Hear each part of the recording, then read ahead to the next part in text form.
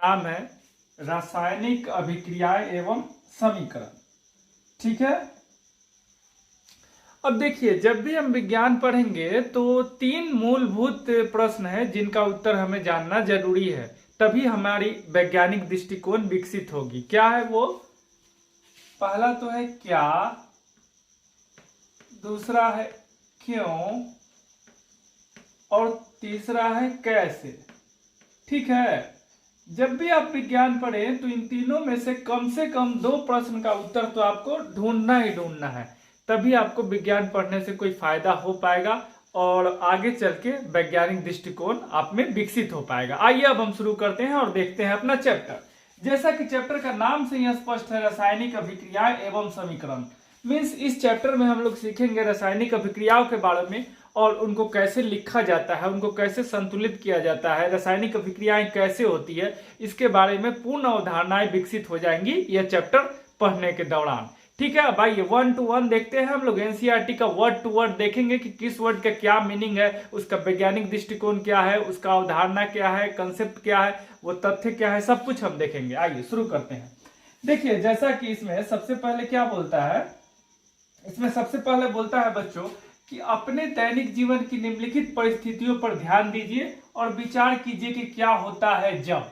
ठीक है, ये हम लोग को 6 कंडीशन दे दिया और इन 6 स्थितियों में कह रहा है कि आप विचार कीजिए। पहला कंडीशन क्या बोलता है, गर्मियों में कमरे के ताप पर दूध को खुला छोड़ दिया जाता है। उस स्थिति में क्या होता है, जैसा कि मैंने पहले बोला था ना, क्या, क्यों और कैसे, क्या होता है। साधारण भाषा में हम लोग बोलते हैं कि दूध खराब हो गया या दूध फट गया। आइए नेक्स्ट देखते हैं, लोहे का तवा तसली कील को आर्द्र वायुमंडल में खुला छोड़ दिया जाता है। अब यहां ध्यान देना है, आर्द्र वायुमंडल।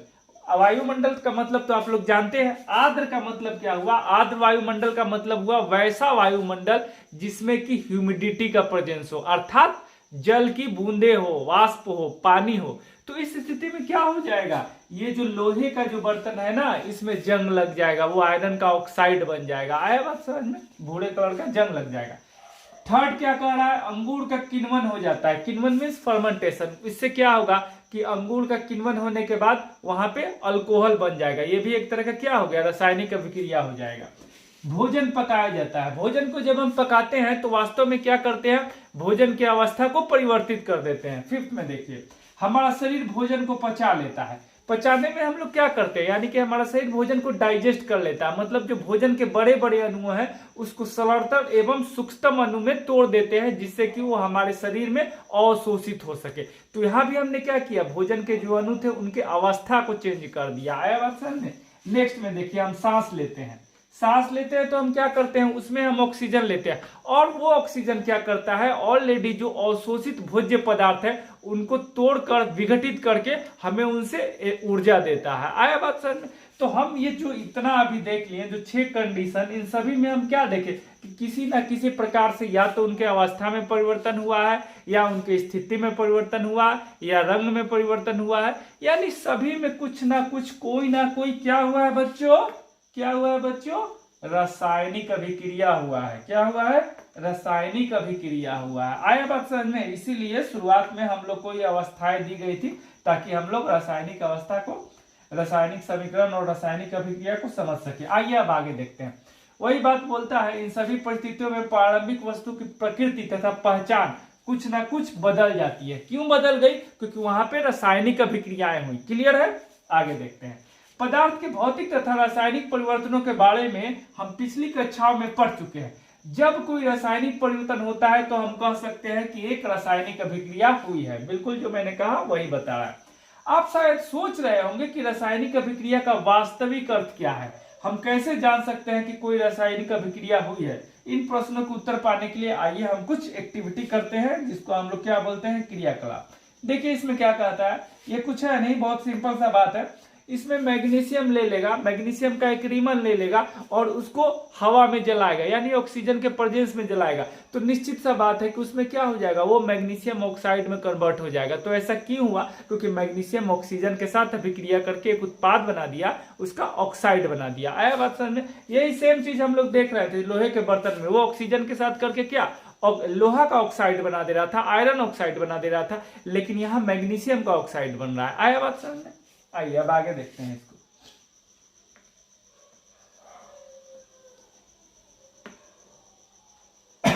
देखिए बच्चों, अब यहाँ हम लोग को क्या देखना है, यहाँ बोलता है चमकदार श्वेत लौह के साथ मैग्नीशियम रिबन का दहन होता है और यह श्वेत चूर्ण में परिवर्तित हो जाता है। जो मैंने अभी बताया, यह श्वेत चूर्ण में परिवर्तित हो जाता है। यह मैग्नीशियम ऑक्साइड का चूर्ण है। बताया ना कि आयरन जो ऑक्सीजन के साथ रिएक्ट करके आयरन ऑक्साइड बना रहा था, उसी तरह मैग्नीशियम ऑक्सीजन के साथ रिएक्ट करके क्या बनाएगा, मैग्नीशियम ऑक्साइड।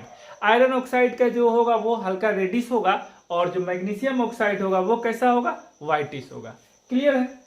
वायु में उपस्थित ऑक्सीजन तथा मैग्नीशियम के बीच होने वाली अभिक्रियाओं के कारण यह बनता है। वही बात है और कुछ नया नहीं है।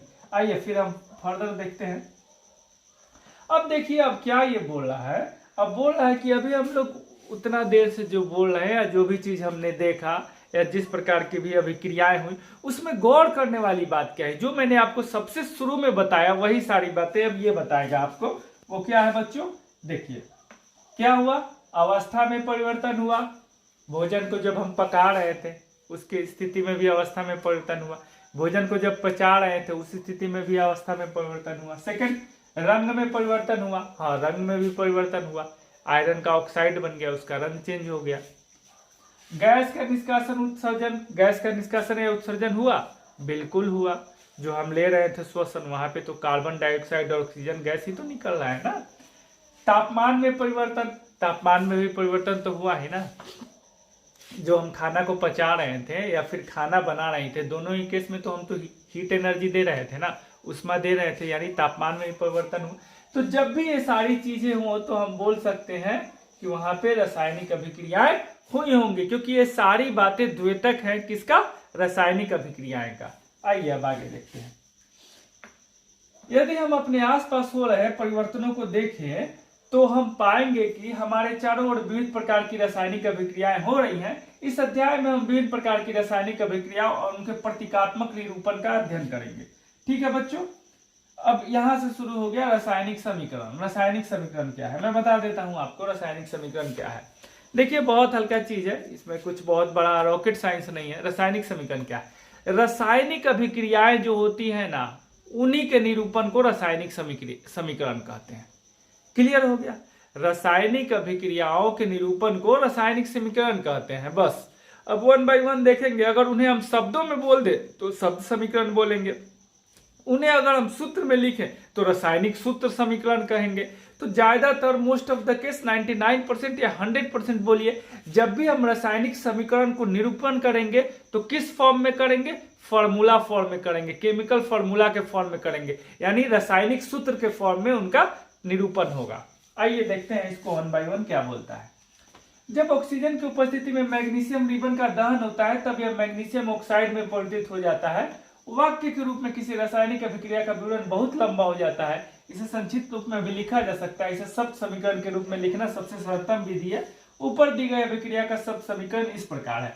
पहले ही आपको बताया था मैग्नीशियम और ऑक्सीजन के साथ रिएक्ट करके क्या बताएगा, मैग्नीशियम ऑक्साइड, उसी को अब लिख रहा है। देखिए मैग्नीशियम ऑक्सीजन के साथ रिएक्ट किया, मैग्नीशियम ऑक्साइड बना। अब ये देखिए यहाँ एक नया टर्म आ गया अभिकारक और एक दूसरा नया टर्म आ गया उत्पाद। अब ये समझ जाइए अभिकारक क्या है। जब भी अभिक्रिया होगा तो जिनके बीच में अभिक्रिया होगा ना, या जिन पर अभिक्रिया होगा, उन्हीं को अभिकारक या अभिकर्मक बोलेंगे। और अभिक्रिया के फलस्वरूप जिनका निर्माण होगा उनको हम लोग क्या बोलेंगे, उत्पाद। क्लियर हो गया। आइए आगे देखते हैं। अभिक्रिया में मैग्नीशियम तथा ऑक्सीजन ऐसे पदार्थ है जिनमें रासायनिक परिवर्तन होता है, इन्हें अभिकारक कहते हैं या अभिकर्मक भी कहते हैं। इस अभिक्रिया से एक नए पदार्थ मैग्नीशियम ऑक्साइड का निर्माण होता है, इसे उत्पाद कहते हैं। क्लियर हो गया। अब आइए इसमें थोड़ा सा कुछ है जो मैं आपको बता देना चाहूंगा, ये आप लोगों के लिए जान लीजिएगा तो अच्छा होगा। आइए इसको ध्यान से देखिएगा। देखिए हो क्या रहा है, यहाँ तो हमारे पास क्या था, अभिकारक, क्या अभिकारक, और उसके बाद इधर क्या बन रहा था बच्चों, उत्पाद। क्लियर है ना, यहां तक क्लियर है। अब यहाँ अभिकारक के रूप में क्या था हमारे पास, मैग्नीशियम और क्या था, ऑक्सीजन O2, और यहाँ उत्पाद क्या बन जा रहा था, बोलिए, मैग्नीशियम ऑक्साइड। क्लियर है। अब यहाँ ध्यान से सुनिए, हम बताना क्या चाह रहे हैं। ये जो मैग्नीशियम मेरा हो गया, ये क्या हो जाएगा यहाँ पे, अभिकारक। क्या हो जाएगा, अभिकारक। ठीक है।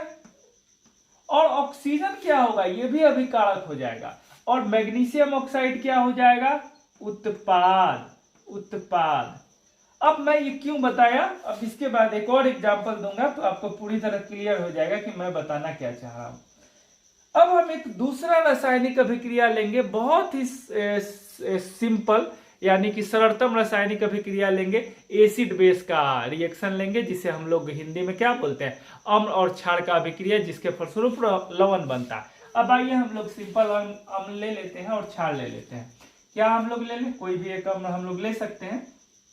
जैसे हम लोग ले लिए HCl। क्या ले लिए, HCl। क्या, HCl। इसको हम लोग क्या बोलते हैं, हाइड्रोक्लोरिक एसिड। क्या, हाइड्रोक्लोरिक एसिड। क्या बोलते हैं, हाइड्रोक्लोरिक एसिड।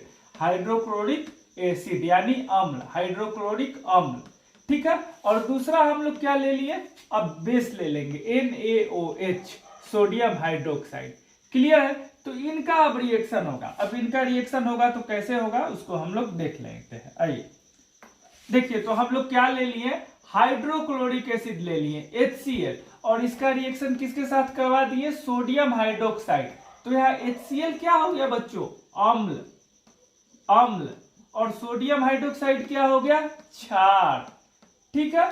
अब इनके फलस्वरूप जो बनेगा वो क्या बनेगा, हमारा लवण। क्या बन जाएगा, NaCl। और इसके साथ एक और चीज बनेगा, क्या बनेगा, H2O। आया बात समझ में। तो ये मेरा क्या बन गया, लवण। और इधर मेरा क्या बन गया, जल। इधर क्या बन गया बच्चों, जल। क्लियर है। अब आइए यहां बताना क्या चाह रहे हैं। अब इस रिएक्शन से हम लोग क्या पता कर सकते हैं, क्या बोल सकते हैं कि ये दोनों क्या है, अभिकारक। क्या है, अभिकारक, या इनको अभिकर्मक बोल सकते हैं। और ये क्या हो गया, NaCl। ये तो नमक है जो हम लोग खाते हैं, वो नमक ही है ना। ये हमारा क्या हो गया, उत्पाद। उत्पाद। और मेरा ये पूछना है बच्चों कि ये जल क्या है, ये भी उत्पाद ही है, लेकिन ये कैसा है, बाई प्रोडक्ट है, सब प्रोडक्ट है।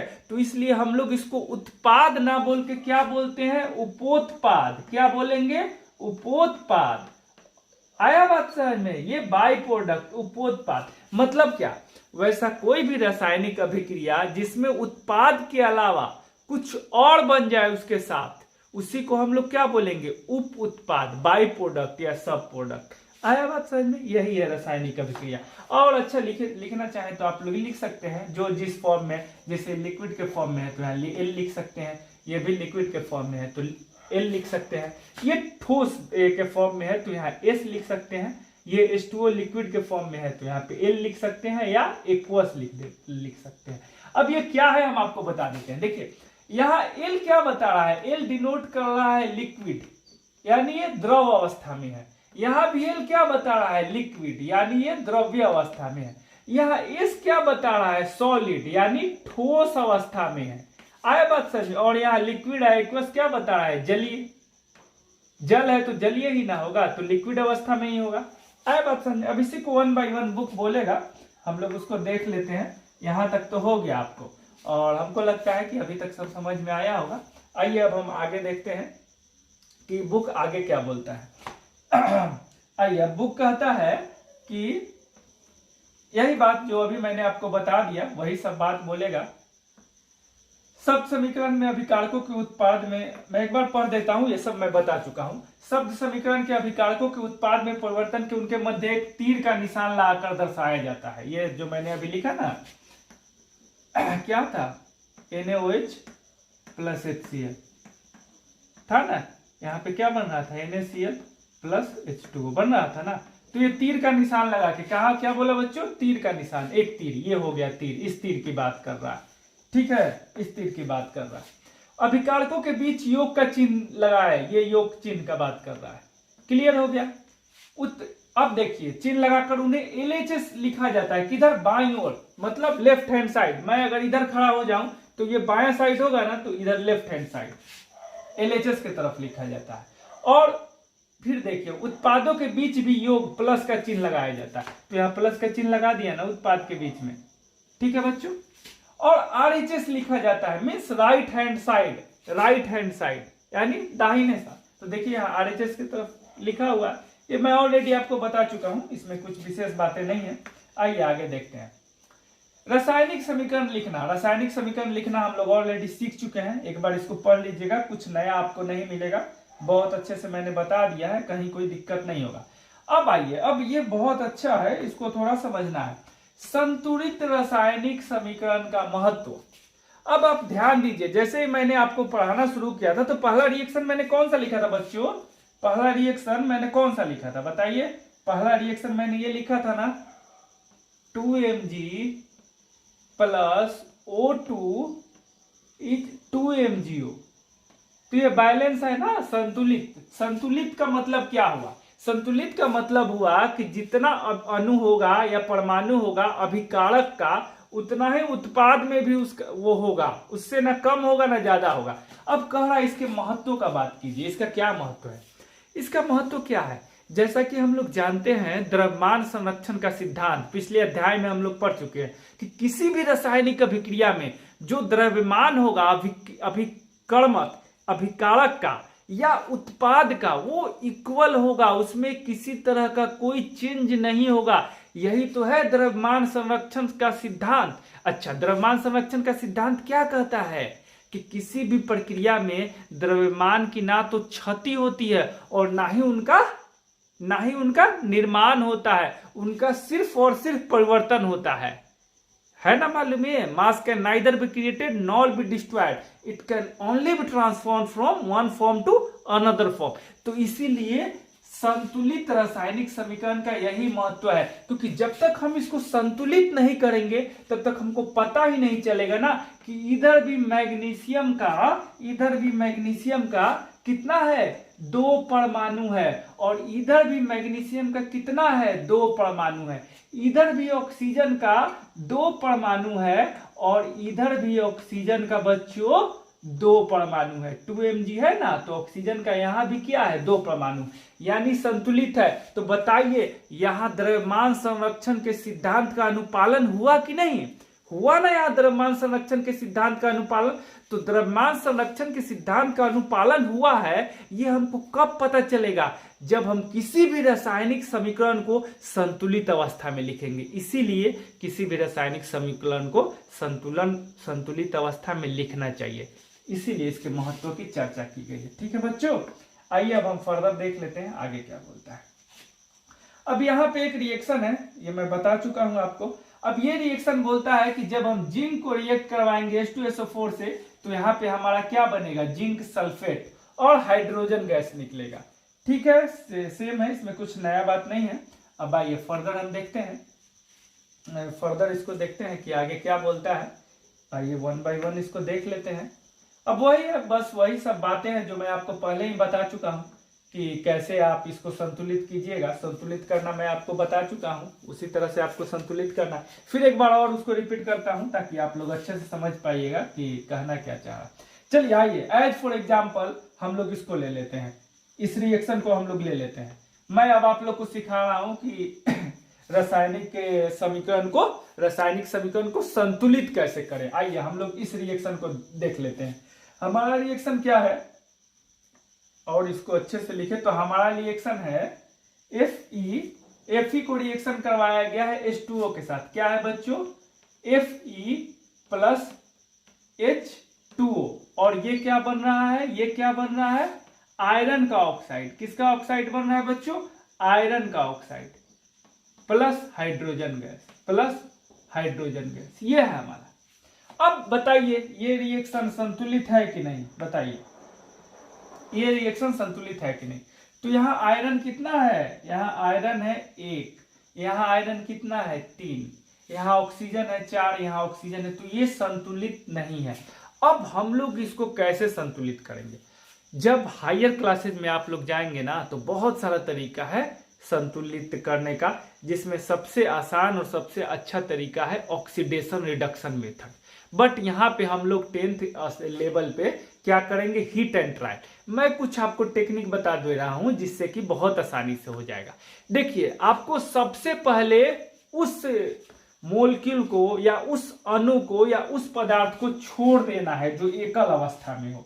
अब ये मैं क्या बोल दिया, देखिए यहां एकल अवस्था में क्या है, आयरन भी है ना बच्चों, आयरन भी है और हाइड्रोजन भी है। क्लियर है, दोनों यहां से एकल अवस्था में है ना। तो अब हम किसको छोड़ेंगे, जो उत्पाद के तरफ हो उसको हम छोड़ देंगे। क्यों छोड़ेंगे वो पता चल जाएगा। 1 by 1 जब हम करेंगे ना एक को बैलेंस, स्वतः ही सब बैलेंस हो जाएगा। आइए अब देखिए, ये जो आयरन है इसमें तो कोई दिक्कत नहीं है, इसमें जो चाहे हम लिख दें, क्योंकि आप समझ रहे हैं ना, क्योंकि ये तो अकेले है ना, तो इसको संतुलित करना सबसे आसान है, तो इसको हम नहीं देखेंगे। हम किसको देखेंगे, ऑक्सीजन को देखेंगे।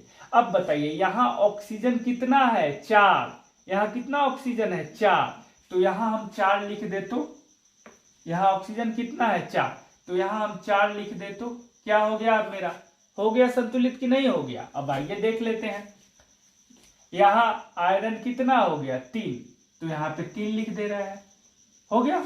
यहां हाइड्रोजन कितना हो गया, 4 × 2 8, यहां हाइड्रोजन कितना है, यहां 4 लिख दीजिए। अब मिला के देख लीजिए, इधर आयरन कितना हो गया, 3, इधर आयरन कितना हो गया, 3, इधर ऑक्सीजन कितना हो गया, 4, इधर ऑक्सीजन कितना हो गया, 4, इधर हाइड्रोजन कितना हो गया, बताइए, 4 × 2 8, और इधर भी हाइड्रोजन कितना हो गया, 4 × 2 8। यानी सबको एक एक करके संतुलित करके हम जो देखते हैं, इसी प्रक्रिया को बोलते हैं हीट एंड ट्रायल।